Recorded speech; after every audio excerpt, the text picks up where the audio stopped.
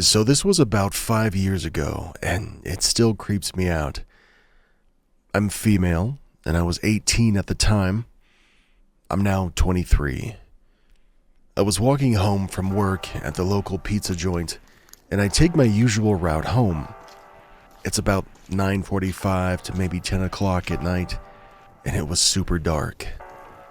As I'm getting about 100 yards away from the street that I live on, a white van turns onto that street. Nothing suspicious at first, but still, something just wasn't sitting right with me. So, I yank out my earbuds and I pause my music. I then turn down my street, and as I'm getting closer to my house, I started getting this weird gut feeling.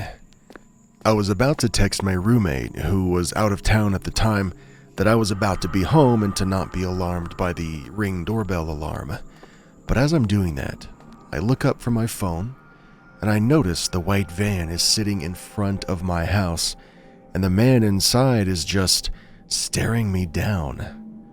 I could barely see his face, but I could tell he had brown hair, glasses, and some facial hair. His van lights were off, but I could still hear that the van was running. I stop right where I am, and I put my back against a tree in my neighbor's yard, and I just stand there. All I can do is maintain eye contact with this man, and after what seemed like an eternity, which is probably just a couple of minutes, he starts driving toward the stop sign at the end of the road. Not once did I turn my back to him. I kept my back to that tree, and I maintained a visual on that white van the entire time until it stopped at the stop sign. And when he does, he just sits there for another 2 to 3 minutes, all while I'm not looking away and my back is still to the tree. Finally, he lets off the brake, and I start to see his van roll away to the right, which was the direction that I had come from. And after about 20 seconds or so of making sure he or anybody else wasn't coming, I bolt to my house. I get inside as quick as I can, I throw all of my stuff on the floor, and I don't turn on a single light. I run over to the window, and I very quietly look through the blinds. And after just a few seconds of me, taking a look outside, I see him drive back down my street. After he finally makes his exit to my left, I texted my roommate what happened, and then I went to each and every one of the windows in my house to make sure they were locked, along with the back door and the garage door. I made sure to keep all the lights off for the remainder of the night, and honestly, I didn't sleep a lick that night. I was so paranoid at every sound and movement that I heard. And maybe, it goes without saying, but I never walked home alone after that.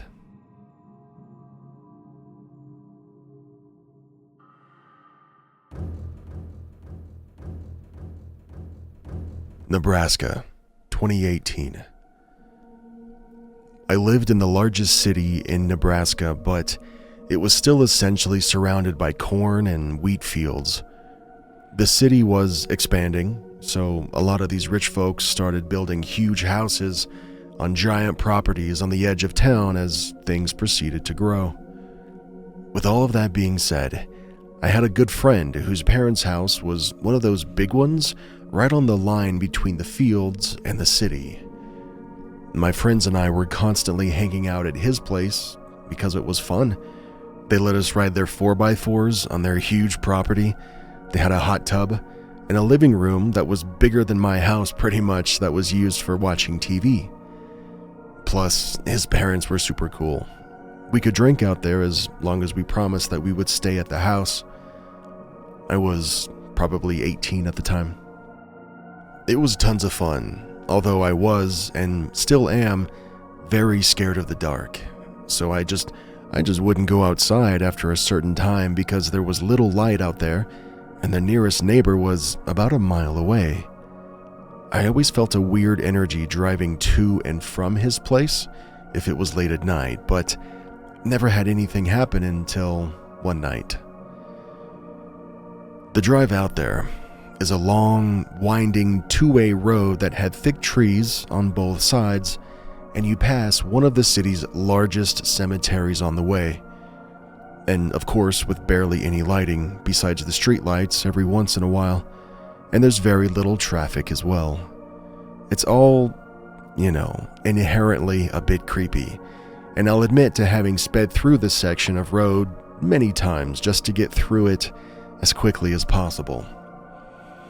This specific night was perfect spring weather, so I was driving with my windows down listening to music, and it was pretty close to 10 p.m. I was coming around one of the curves in the road when I had to essentially slam on my brakes. Now at this point, right in front of me, in the middle of the road, is something I thought I'd never see out here. About 50 yards away, there was a family in the middle of the road. Picture this, a pitch black road with thick forest on either side and only my headlights to show what's in front of me. And this was a family of 3, maybe 4. I could make out a tall, slender woman, a man of what I would call average height and weight, and a child. They had short hair. I couldn't tell what gender they were based on the clothing, and I certainly couldn't see their face. They looked to be about 8 years old, and the mother was pushing a stroller. Their clothes looked normal, I guess. I mean, they weren't really tattered at all or dirty, but they certainly weren't nice either. And they also weren't carrying any kind of light source, which means before I pulled up behind them in my car, they were walking in the pitch blackness. And they were all facing away from me, walking just completely silent in the middle of the street in the same direction that I was heading. Now, I get a little curious now. I turn down my music to see if I can hear them talking or maybe playing music or something, but they weren't. The hairs on my arms immediately stand up now. I came to a stop in the road behind them, obviously, and I just sat there for a moment to let them move on. And they seemed to be completely unaffected by me, and they didn't even turn their heads even a little bit to acknowledge me, nor did they attempt to move out of the way. Now, I literally think I'm going insane, or maybe I was dreaming. It was so surreal. Before I really had time to fully process and register what I was seeing and how truly strange it was, all of them, at the same time, stopped walking, and then they very slowly turned to face my car. Now that scares the absolute shit out of me. I honestly didn't even give myself enough time to look at their faces as they turned, because I was too busy immediately throwing my car in reverse, and I sent it backwards for probably a good 20 seconds before I flipped a U-turn, nearly running myself off of the road and then booking it in the other direction.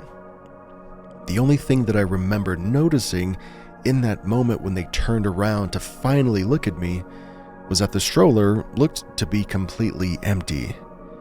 And this is the part that sticks in my mind the most. I've never felt terror like that in my life. I checked my rearview mirror probably 1,000 times before getting to a main road, and I never saw a glimpse of them in the rearview mirror. In fact, I never saw them again. I tried asking my friend and his family about that family that I saw that night, only to, I guess, essentially feel like I was insane because of the way they looked at me. Every time I tell this story, I get one of 3 reactions. They either think that I'm fucking cuckoo, they think that I'm lying, or they tell me they have something similar that's happened to them. And, I guess I really don't care if anybody believes me, honestly. It was, and still is, the creepiest thing to ever happen to me, and I think about it all the time. It was either some weird-ass family trying to scare the shit out of somebody, or maybe a distraction for an attempted robbery or assault, or maybe it was something more sinister. I don't know. I don't think I want to know. But I think I'm just going to tell myself for the rest of my life that it was the first option.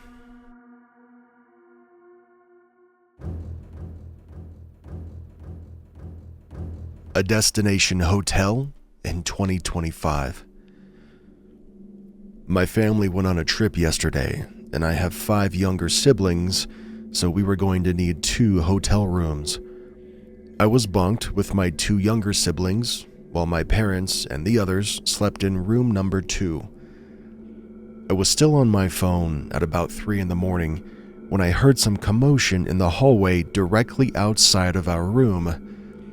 A few people were arguing, but it sounded muffled.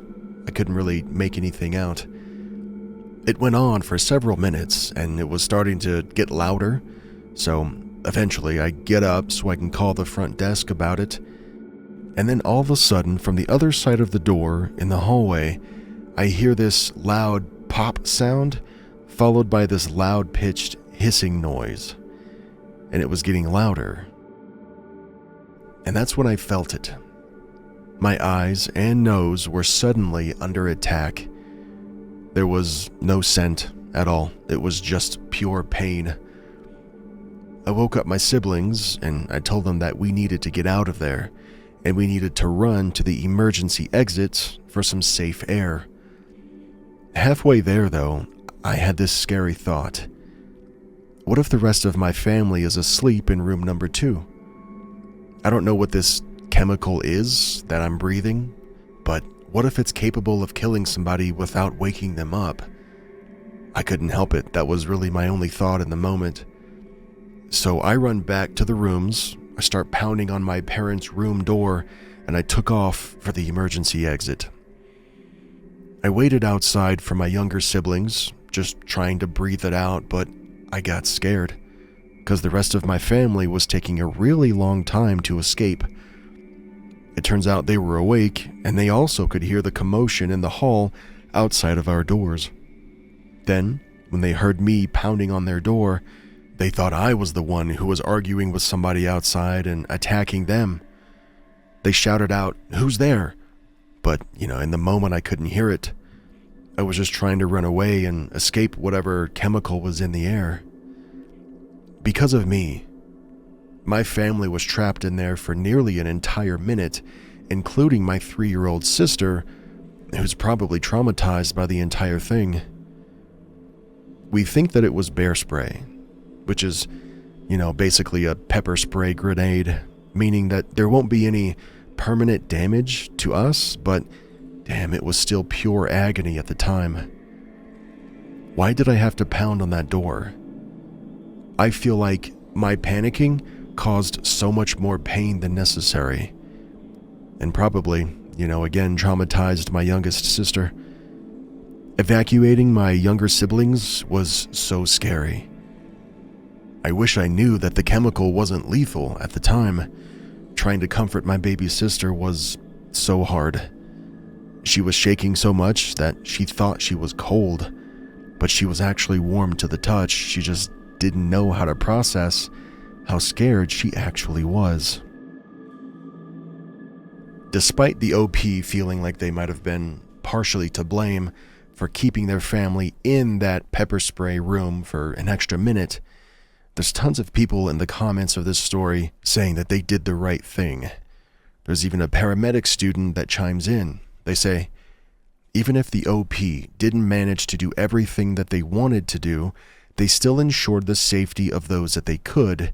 They went back in for more and then realized the situation might be too dangerous and did exactly what we, as first responders, are trained to do. Evacuate and then wait for further help. You do nobody any good by becoming another patient.